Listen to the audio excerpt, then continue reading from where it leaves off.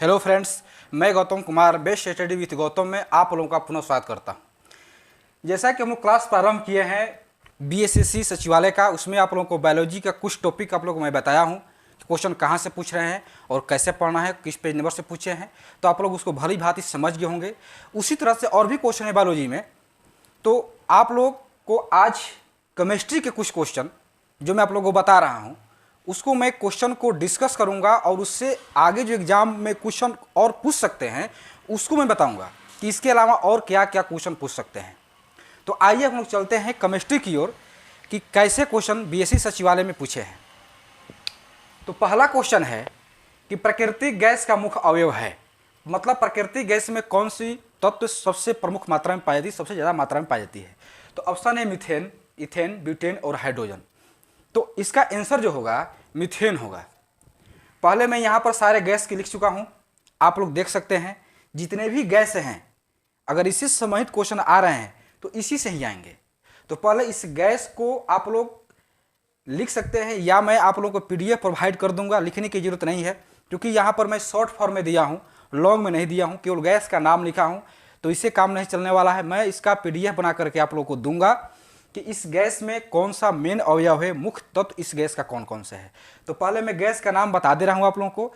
तो पहला गैस है प्राकृतिक गैस, दूसरा है संपीड़ित प्राकृतिक गैस यानी सीएनजी जो आप लोग नाम जानते होंगे, तीसरा है द्रवीकृत प्राकृतिक गैस यानी एलएनजी, चौथा है द्रवीकृत पेट्रोलियम गैस यानी एलपीजी जो घरेलू ईंधन कहलाता है, घरेलू गैस। उसके बाद कोल गैस, उसके बाद जल गैस या भाप अंगार गैस यानी वाटर गैस। सातवां है प्रोड्यूसर गैस या वायु अंगार गैस, इसको प्रोड्यूसर गैस भी कहते हैं या वायु अंगार गैस भी कहते हैं। आठवां है कोल गैस, नौवां है मार्स गैस, दसवां है बायोगैस या गोबर गैस या जैव गैस, जो गोबर गैस का प्लांट बनता है वही गोबर गैस।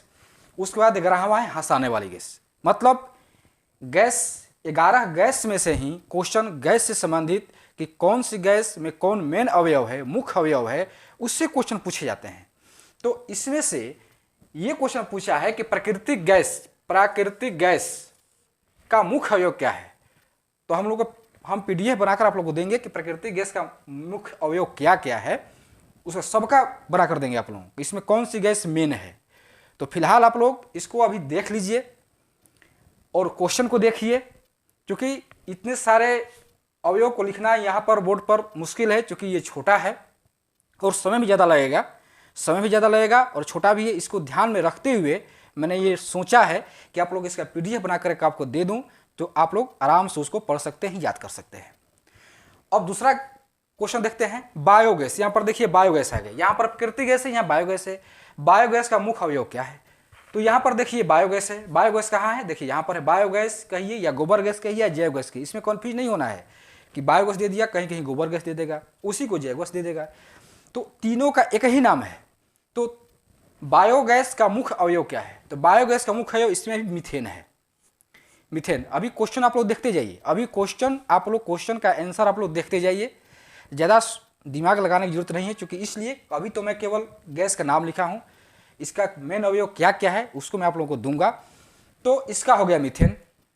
ये भी पूछा है प्रथम इंटर स्तरीय परीक्षा 10/12/2018 को, और ये क्वेश्चन पूछा है प्रथम स्नातक स्तरीय पीटी का जो परीक्षा हुआ था CGL 1 का, उसमें क्वेश्चन पूछा 18/12/2011 को एग्जाम हुआ था, उसमें क्वेश्चन पूछा हुआ था। मतलब सारे क्वेश्चन जो मैं आप लोगों को बता रहा हूँ ये सब क्वेश्चन बीएसएससी द्वारा पूछे गए हैं। जो पिछला एग्जाम हुआ है बीएसएससी द्वारा 2011 से 20 के बीच में, उस सारे एग्जाम में जो क्वेश्चन पूछे गए हैं वहीं मैं आप लोगों को डिस्कस कर रहा हूँ। तभी पता चलेगा क्वेश्चन किस पैटर्न से पूछ रहे हैं, क्वेश्चन कहाँ से पूछ रहे हैं। इसलिए पहले प्रीवियस ईयर क्वेश्चन को समझना बहुत ही जरूरी है, इसलिए मैं आप लोगों को प्रीवियस ईयर क्वेश्चन का केवल डिस्कस कर रहा हूँ। उसके बाद है तीसरा क्वेश्चन, कौन सी गैस हंसाने वाली गैस के रूप में जाना जाता है। ऑप्शन है इनमें से कोई नहीं, carbon dioxide, nitrous oxide, sulphur dioxide.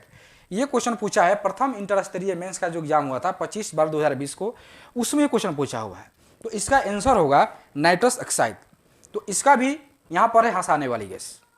तो कहने का मतलब ये हुआ कि जितने भी इस टाइप के क्वेश्चन पूछेंगे, क्योंकि अभी तक 3 ही पूछे हैं, जितने भी एग्जाम हुए हैं 2011 से लेकर के 2020 तक, उसमें 3 ही गैस पूछे हुए हैं इस टॉपिक से संबंधित, मात्र यही 3 क्वेश्चन पूछे हुए हैं इस टॉपिक से संबंधित।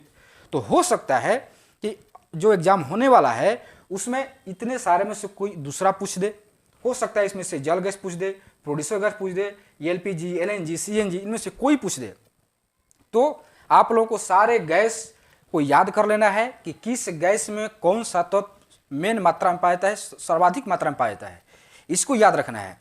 इसलिए मैंने सोचा कि सारे गैस का पीडीएफ बना करके आप लोगों को दे दूंगा और आप लोग उसको पीडीएफ निकाल करके उसको पढ़ सकते हैं। तो ये था गैस संबंधित। तो हमको उम्मीद है कि आप लोग ये समझ गए होंगे। अगले क्वेश्चन की तरफ हम लोग चलते हैं। क्वेश्चन नंबर 4, वातावरण देखिए, वायुमंडल या वातावरण में सर्वाधिक प्रचुर गैस कौन सी है? तो नाइट्रोजन, ऑक्सीजन, कार्बन डाइऑक्साइड और हाइड्रोजन। ये क्वेश्चन आप लोग जानते होंगे क्योंकि बहुत पहले से आप लोग पढ़ते आ रहे हैं कि वायुमंडल में, वातावरण में सर्वाधिक मात्रा में गैस कौन सी पाई जाती है। तो ये इसका आंसर होगा नाइट्रोजन। तो ये पूछा है क्वेश्चन प्रथम स्नातक स्तरीय पीटी एग्जाम 18/12/2011 को। तो यहाँ पर मैं आप लोगों को लिख चुका हूँ कि कौन सी गैस कहाँ अवरोही क्रम में, अवरोही क्रम में मतलब सबसे ज़्यादा से कम की ओर। जैसे यहाँ पर है पृथ्वी पर पाए जाने वाले तत्व, अवरोही क्रम मतलब यहाँ पर तो वायुमंडल दे दिया। हो सकता है कि अगला क्वेश्चन में ये पूछ दे कि पृथ्वी पर पाए जाने वाले सर्वाधिक मात्रा में तत्व कौन पाए जाते हैं, ये क्वेश्चन दे दिया। या हो सकता है कि मानव शरीर में सर्वाधिक मात्रा में कौन सा तत्व पाया जाता है, या हो सकता है कि ब्रह्मांड में सर्वाधिक मात्रा में कौन सा तत्व पाया जाता है।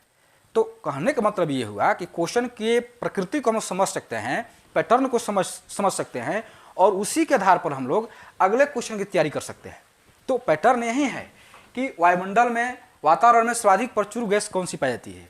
तो सारे गैस को हम लोग लिख लेते हैं कि पृथ्वी पर कौन है, मानव शरीर में कौन है, ब्रह्मांड में कौन है, वायुमंडल में कौन है।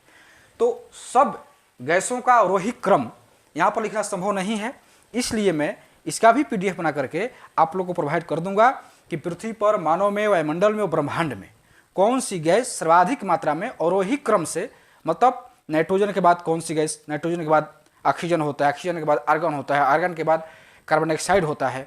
तो इसी तरह से सब में, मानव शरीर में हो, पृथ्वी पर हो, वायुमंडल में हो, ब्रह्मांड में हो, इसी तरह से सब में गैसों का अवरोही क्रम आप लोगों को लिखकर मैं पीडीएफ के रूप में प्रोवाइड कर दूंगा। क्योंकि यहाँ पर लिखने में समय भी ज़्यादा लगेगा, आप लोगों का समय ज़्यादा लग सकता है, आप लोग का स्क्रीनशॉट लेने में समय लग सकता है लिखने में, क्योंकि एग्जाम नज़दीक है। इसलिए आप लोग इसको केवल देख सकते हैं, समझ सकते हैं और क्वेश्चन की प्रकृति को समझ सकते हैं। तो आज मैं आप लोगों को केमिस्ट्री के जो क्वेश्चन आए हुए हैं उसका मैं डिस्कस किया, और भी बहुत सारे क्वेश्चन हैं क्योंकि क्वेश्चन केमिस्ट्री से भी बहुत सारे पूछे हुए हैं, उसका मैं लगातार डिस्कस करूँगा। केमिस्ट्री का क्वेश्चन लगातार मैं इस वीडियो के माध्यम से डिस्कस करूंगा और उसी समय जो भी फैक्ट और बन सकते हैं, जो भी क्वेश्चन और निकल सकते हैं, उसको मैं डिस्कस करूंगा। क्योंकि जरूरी नहीं कि जो क्वेश्चन पूछा है वही क्वेश्चन आए, उसके अलावा जितने क्वेश्चन बन सकते हैं उस पॉइंट से संबंधित, उस टॉपिक से संबंधित उस सारे क्वेश्चन को मैं यहाँ पर डिस्कस करूँगा पीडीएफ के माध्यम से, जो मैं आप लोगों को प्रोवाइड करूँगा। तो आप लोग निश्चिंत रहें, क्वेश्चन को केवल समझें और इस टॉपिक को केवल समझें कि ऐसे क्वेश्चन आ रहा है, आप लोग ऐसे ही तैयारी करना है। तो आज की क्लास में बस इतना ही। कल फिर केमिस्ट्री के ही कुछ क्वेश्चन लेकर के मैं आऊँगा और आप लोगों को फिर इसी टाइप से मैं बताऊँगा कि क्वेश्चन जो आए हुए हैं उसको और आने की जो संभावना है उसको। तो आज बस इतना ही। कल हम लोग अगले लेक्चर के साथ मिलते हैं। धन्यवाद।